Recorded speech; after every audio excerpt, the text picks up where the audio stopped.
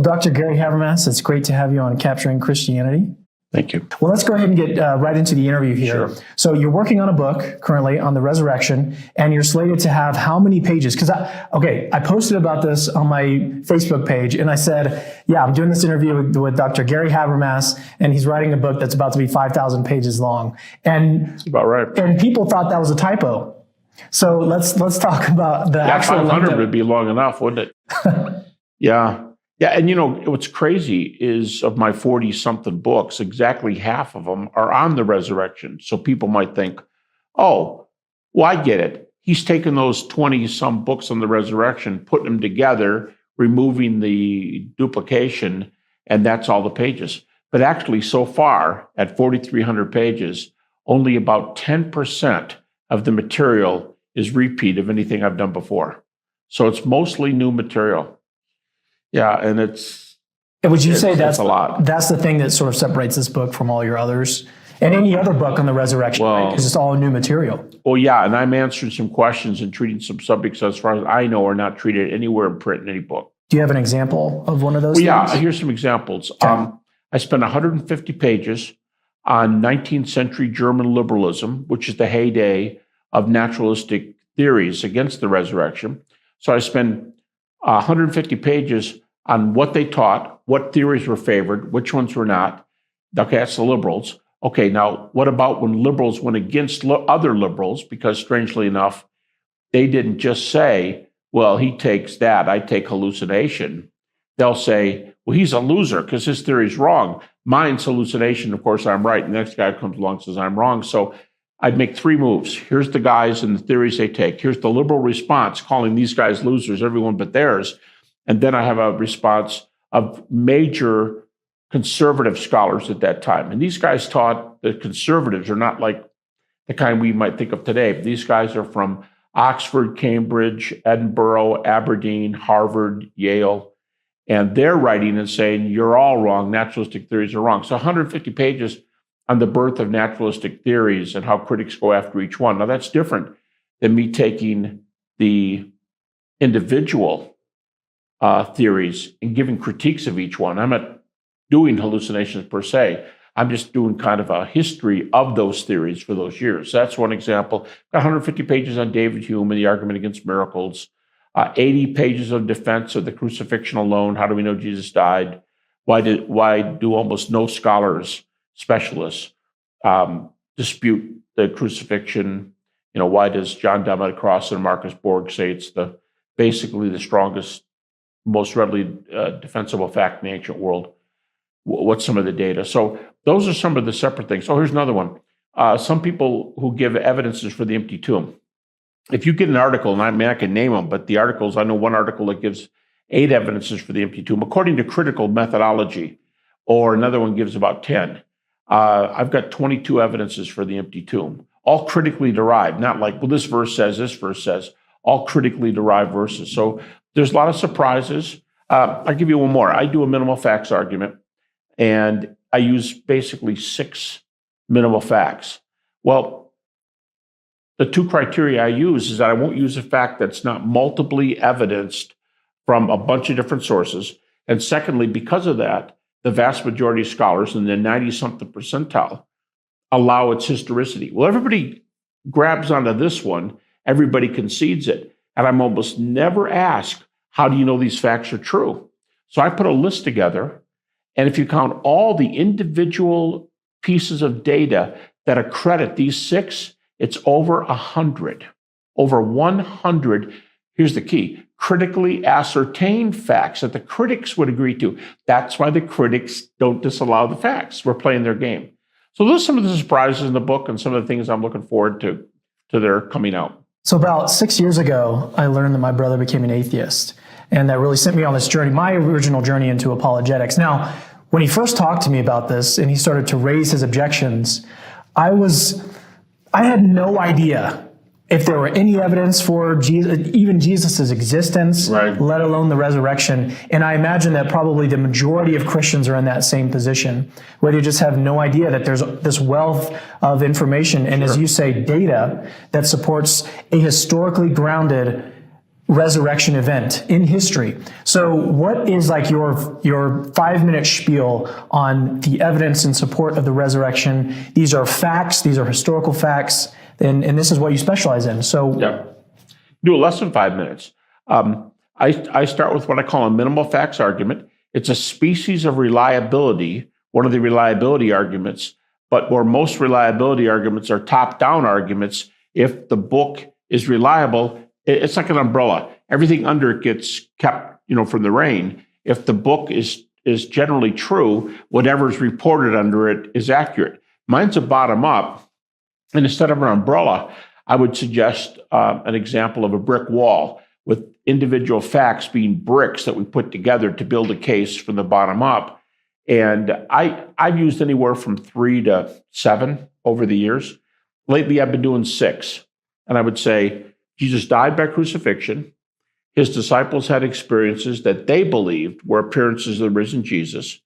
Because of their belief that he was raised, it is the event that has turned the world upside down religiously. In fact, a recent book on non-believing Jews and the resurrection, they even acknowledge, not being Christians, that Christianity is a resurrection religion. It was the resurrection that powered the religion, powered the teachings, even to the point of being willing to die.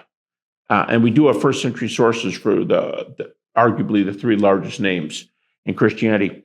4, very important, it was proclaimed very early.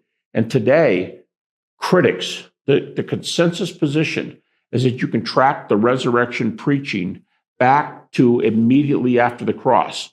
In fact, the way it's often stated by, say, Bart Ehrman, is that when Paul said yes to Jesus on the way to Damascus, there was already a body of data called the early creeds that are later written in the New Testament, but they were already being noised abroad. When Paul said yes, there were these heavy creeds, about 80% of which are on the deity, death, resurrection of Jesus, because that's a major message.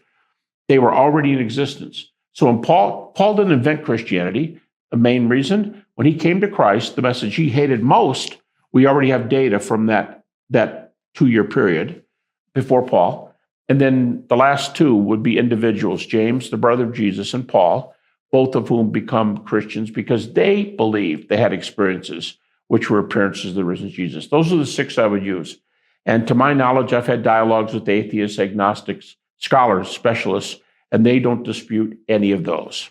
So how do they respond to this? That you have these facts and you establish them historically, and you say the best explanation of these facts is that God raised Jesus from the dead, right? And there are these existing naturalistic attempts of explaining away these facts. Yeah. What is the best one to your knowledge, and then why do you think that it fails? Someone just asked me that yesterday, and I made the point, you'd expect me to say this, but years ago, I would have told you the one that I thought was the hardest answer. Today, I would say, not only are there no good ones, there are no good theories that you can really take and ride to the bank, so to speak. If you're a naturalist, you can really take care of the resurrection with this.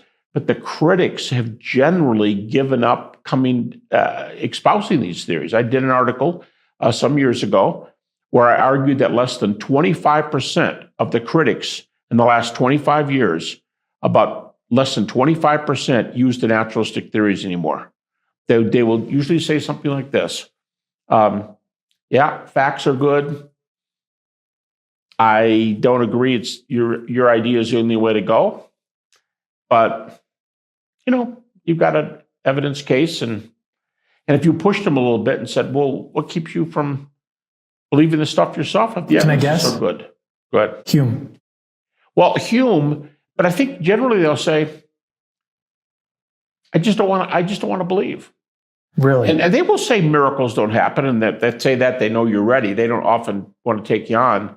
Another comment is, yeah, but you got a problem with your theory. What's that? Well, you got some data for your theory, and I'm not exactly sure where I would go to refute it. But you're asking me, implicit in your argument is you're asking me to believe in Middle Earth, Narnia, or if you want a secular example, Oz.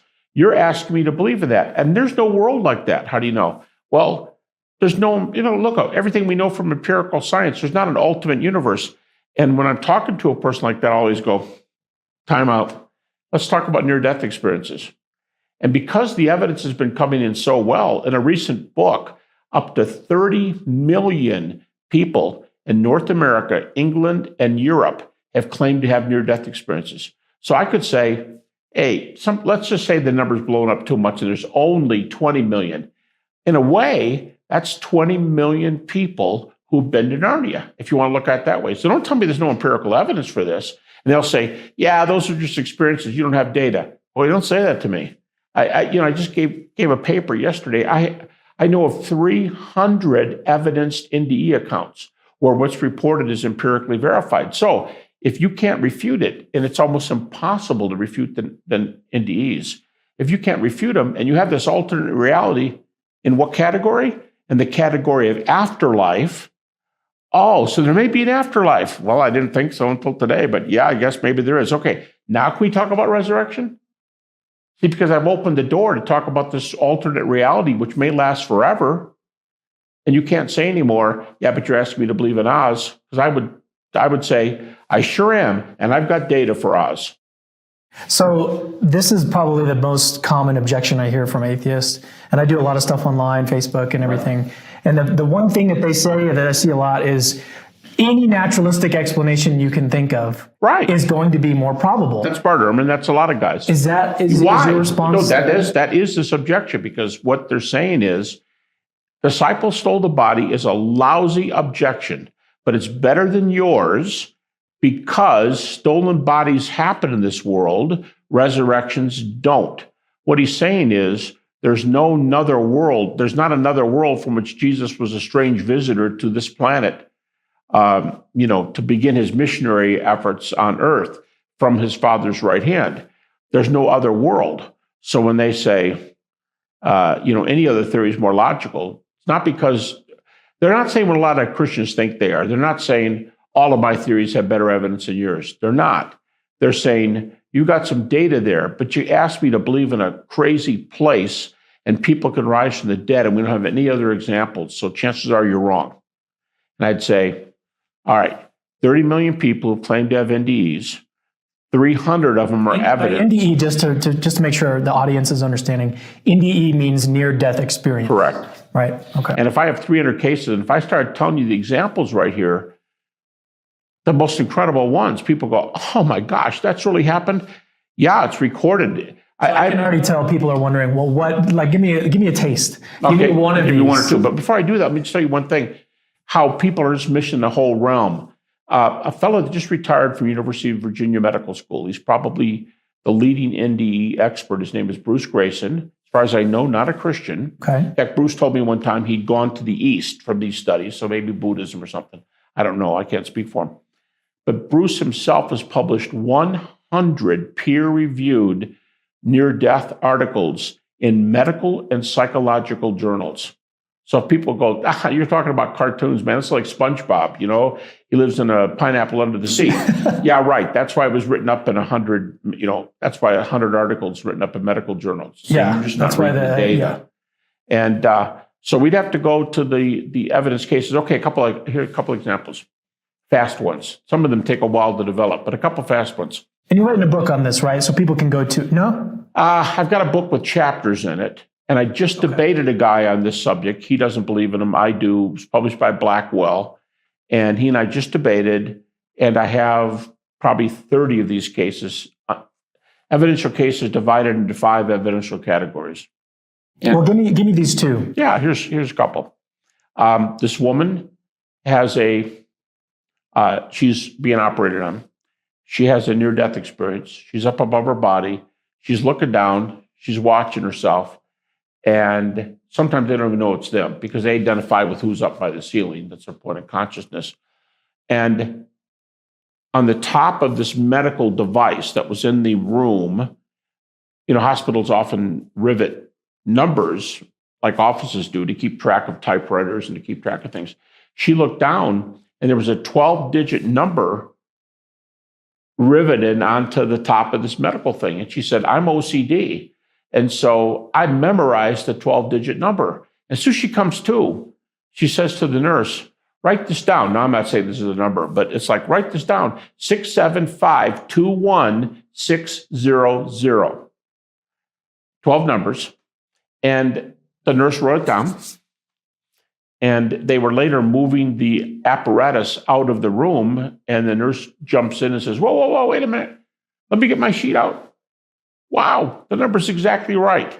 Now, she sees that in a state, and many of these people, when you have a cardiac arrest with ventricular fibrillation, this particular species of cardiac arrest, you have no measurable heart waves, and within an average of 15 seconds, you have no brain waves. So if she was out of her body for as long as 5 minutes, she theoretically has no heart or brain waves. How does she know? How does she know to repeat that data? How does she know what's up there? So that's one well-evidenced one. Boy, people ask me, they'll say, well, I'll say, what kind of evidence do you want? I'll give you another one is a real fast one. A guy had surgery. He was up above his body watching the doctors do this, but he got maybe a little bored. I don't know. He started drifting a little bit, looking around.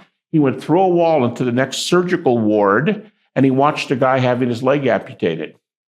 So he gives an explanation of what happens in the room with the leg amputation because I saw it. But you're on that bed.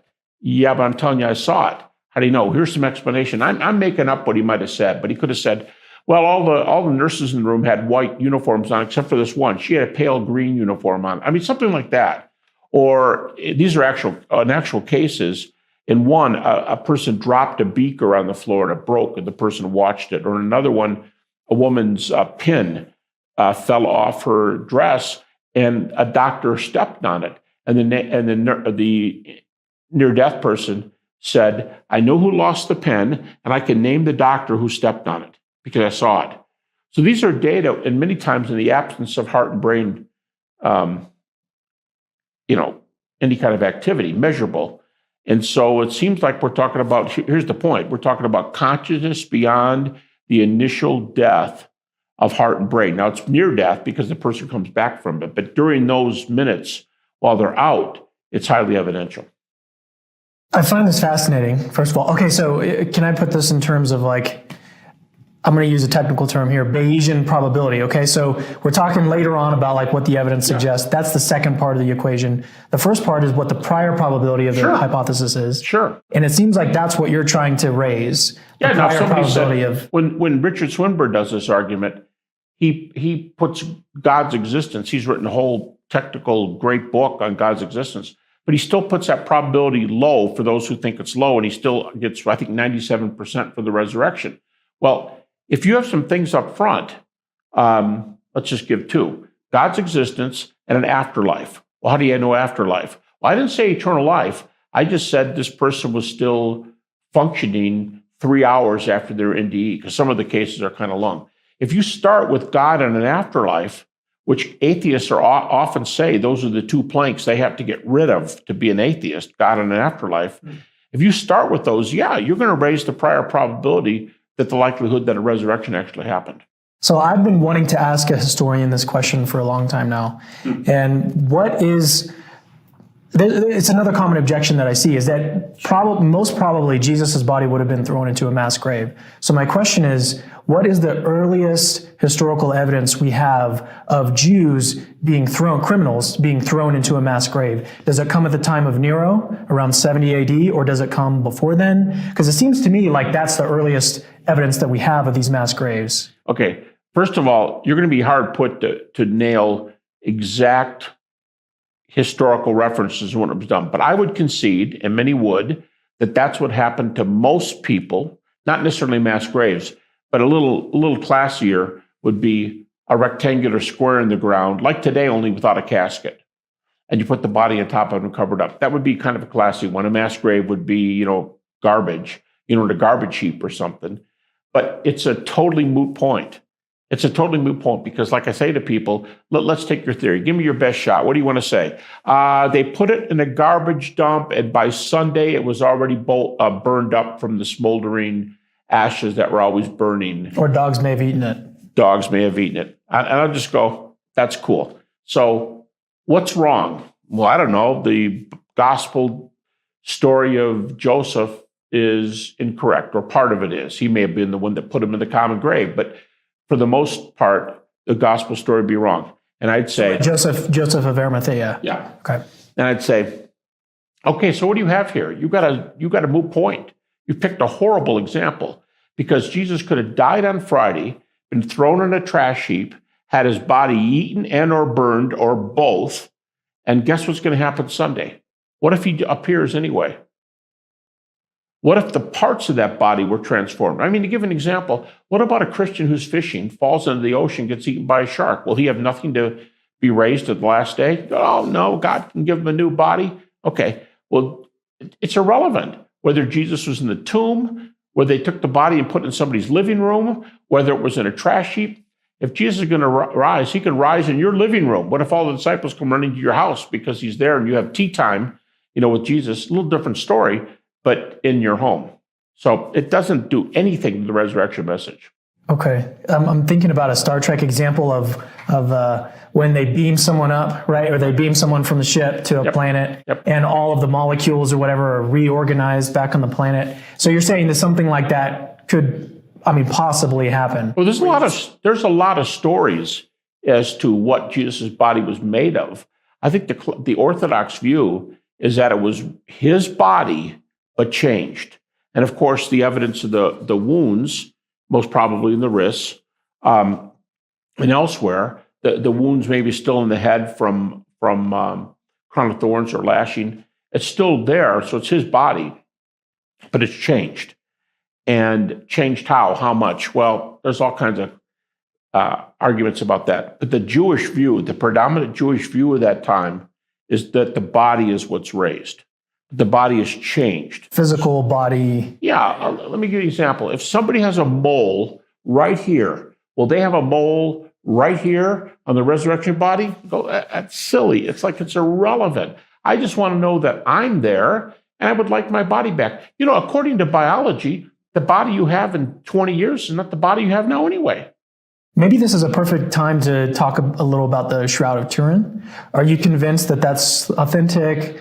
I'm fairly convinced. I would say mid to low probability. I just told somebody over lunch today that I would put probability for the Shroud at 60 to 80, 85%, depending on what kind of mood I'm in. Okay. And I'm just saying that to accent the fact that we all have interpretations of data. So a brief overview of what the Shroud is. And it's a linen cloth, 3-to-1 weave, a little over 14 feet long, a little over 3 feet wide. And it buries a body. If the body's inside, like a pen right here, the cloth is a 14-foot cloth that wraps around the head and it loops because it's not exactly on the top of the head. So it loops a little bit and the open ends are at the feet. But the most interesting thing about the Shroud is there's real blood on it. There's a body image. There are hundreds of burial garments in existence. None have body images like this. There's a body image on it. And according to a recent scientific, let's say, conference in Washington, state of Washington, every scientist, over a dozen, who responded to the comment of what is the image on the Shroud made of, they all, I understand, all came to the conclusion that the image on the Shroud is because of radiation from the dead crucified body underneath. So the man is crucified, has virtually all the marks associated with death by crucifixion of Jesus in the New Testament, but there's a cloth with an image on it, and the radiation appears to have come out from the body onto the cloth and it only affected the surface fibers. Virtually nothing we know only affects surface. Like you couldn't have burned the image in there. Well, picture a thread having 200 fibrils. That's how small the fibrils are in a single thread. The image area is like on 1 or 2 fibrils deep on top of a thread. So whatever made the mark is very, very shallow. So it's not paint, dye, powder, foreign substance on the Shroud. There's no foreign powder, I guess, would have gone deeper into the... Even powder would, but there's no substance that you can put on. Let's put it this way. You can't fake the Shroud today. A guy said to me... Even today with all of our technology. That's right. A fellow said to me, just talking to him just the other day, he's a PhD physicist who deals with dating. And he said, and don't give me the argument. He's a Christian, but he said, don't give me the argument that we can't explain the shroud because that's just nothing. There's a lot of things we can't explain. He said, we can't explain the pyramids.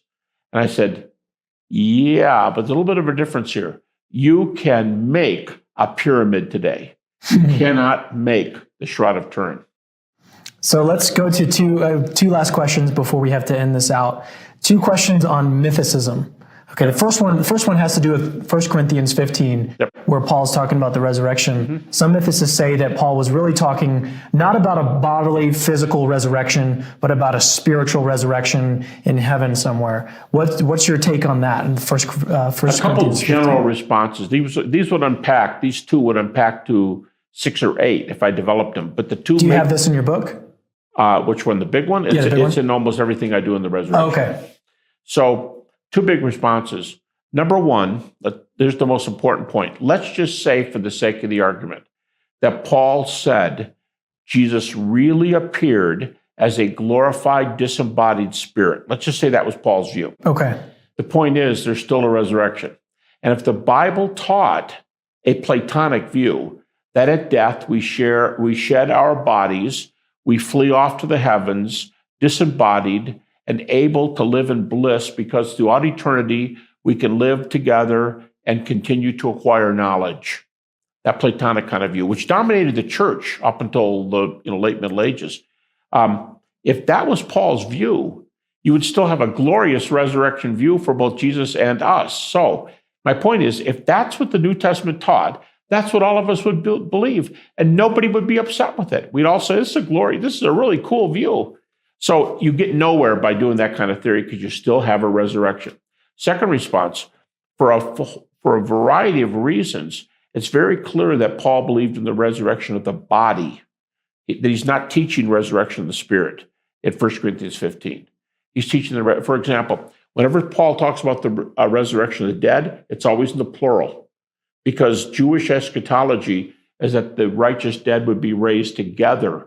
Well, it doesn't quite work with corporate. It doesn't quite work with a bunch of spirits to be raised together. It's more of a bodily event to be raised together. Paul says, Philippians 3, God will change our vile soma, body, to be like unto his glorious soma. He could very easily, by changing one simple word, say, he's going to change our vile soma to be like unto his glorious pneuma, spirit. Doesn't. He says body. So those are just a couple of reasons. Over and over, Paul's anthropology is a bodily anthropology. So I think the Orthodox view of Jesus being raised in the body, even on Paul, it's certainly clear in the Gospels, but even Paul held to bodily resurrection. But we're not getting anywhere. It's like the body in the grave thing. It sounds funny, and they think they're going to get to first base by trying to trap you on something, but it doesn't disprove resurrection. So why are you wasting your time? So what is, in your mind, the fastest way to disarm a mythicist? Someone who thinks that there is no historical figure that was Jesus living back 2,000 years ago. Because I would use, I've got a book called Historical Jesus where I list 12.5 texts, many of them outside the New Testament, in the ancient world for the existence of Jesus. But one probably better example I would use, some say, yeah, but you're a Christian. Okay, Bart Ehrman, an atheist New Testament scholar. Bart Ehrman gives 15 independent sources for the crucifixion of Jesus within 100 years. Now, 100 years is actually kind of strict, but it's a nice, narrow parameter for saying Jesus lived. 100, and here's an atheist, 100 years time, 15 different sources evidencing Jesus' death. If he died, he had to have lived. So Bart Ehrman calls that one of the 2 best evidences we have for that Jesus lived in history. The other one is that Paul is the best New Testament reference we have. Critics talk about half of Paul's epistles, 7 out of 13, being accredited, and you can use them in arguing because they're great sources. Well, the best thing Paul gives us is that he was an eyewitness to the eyewitnesses. Paul, in Galatians 1 and again in Galatians 2, he went to Jerusalem and got to know Peter, James, the brother of Jesus. Then in Galatians 2, John, they're all together. And the topic they're discussing, as Paul tells us, is the nature of the gospel, to make sure they're all on the same page. And Paul concludes, yes, they're all on the same page. But here, that's two great sets of data for the existence of Jesus. 15 independent sources for the crucifixion of Jesus, and Paul knowing himself, of course, Peter, James, and John, the big four. He knows all of them, and he can ask them whatever questions he wants to about what Jesus looked like when he was walking and talking in Galilee. So it would be like asking George Washington or asking Thomas Jefferson, what was George like? Asking Adams and John Quincy Adams and Monroe and so on. What do you know about George? And then it'd be really cool if you could talk to Martha. And that's neat because we have the women's testimony for going to the tomb and so on. So you make a multifaceted case for George Washington being the first president of the United States. We can do the same thing with Jesus actually having existed. And as Bart Ehrman says, he knows of nobody, no accredited specialist in the field of religion, no matter how liberal or how atheist or whatever, none of them who will have university, college, or seminary positions, none of them teach that Jesus never lived. The guys who teach it and claim to be scholars are people who don't have accredited degrees. He said with two exceptions, is Bart's count. The rest do not have accredited degrees, and none of them have university positions. Why are they making such a big splash, do you think? Probably because they infiltrate almost every website there is and have a bunch of, they have a loud presence. Whatever side you're on, recently there was a choice for Supreme Court justice in this country. How come the voices that made it on the news shows were the little chattering voices that ran next to the senators and got up in their ear and chirped at him and wouldn't let them sit down at the tables, and because that kind of thing makes the news. And people say, whoa. And when they say, oh no, and they pretend like they're scholars, but they don't have any training, they haven't been in the field, and all the other scholars, atheists even like Bart Ehrman, say they're wrong. So to me, that's the real test. It's not just Christians saying they're wrong. It's non-Christian scholars saying they don't have a chance. So Gary, what in your mind is the value in apologetics ministries like Capturing Christianity? Are they important? Do you think that we need more of them? What's your view? Well, I think there's probably, I'd have to say they're very important. I would have to say the more informed they are, the more factual they are, the more they are. We don't want Christians who are chirping like the chirpers on the other side who are not scholars, whoever. But the better they know their field and the better they know what they're doing, I think apologetic groups do a tremendous pre-evangelistic kind of work where sometimes you have to sow the seed out in the field before it sprouts up, and to use Paul's phrase. And when it sprouts, it's not exactly the same form as when it was put in the ground. I think we have to critique other views, sometimes slowly, and you build layers on the data, and you work at it like that. And sometimes it takes people, as you know, years to finally think it's the true message. But I think there's a value, even if people never come to Christ from those sorts of exercises. I think it's very important to strengthen Christians who have doubts, to strengthen Christians who want to be bold in their witness. So I think apologetic organizations, the better ones, the better they are, the better it is. And they pave a path in our culture that is really, really important because of how quickly our culture is moving away from the Christian preaching. Do you have any tips for aspiring Christian apologists? I'd say know your field very, very well. Do a lot of reading. Be able to interact with both sides. And that means know what the other side's saying too, and know what the Christians are saying. Be ready with a quick answer. Not to be afraid to speak up, and to always try to draw or to make a bridge between the message and what it should make in people's lives. For example, when someone dies, Paul says, we grieve. You think about Jesus weeping at Lazarus' grave. Paul says, we grieve, but not as those without hope. So a hopeful grieving is a lot different than a grieving without hope. So those are times to come alongside people. So we have to be opportunistic and look for opportunities to share and counsel, and always be humble and use all the characteristics we use for people that we usually say would be he's a good guy, whether he's an atheist or not an atheist. We say he's that's a super person there. So I think to be knowledgeable, to be willing to talk, to willing to engage and break down barriers, I think is incredibly important. Well, thank you so much, Gary, for coming on to Capturing Christianity. This has been such a fun interview. I wish we had more time, but it's been such a pleasure. Thank you. Okay. Enjoyed it.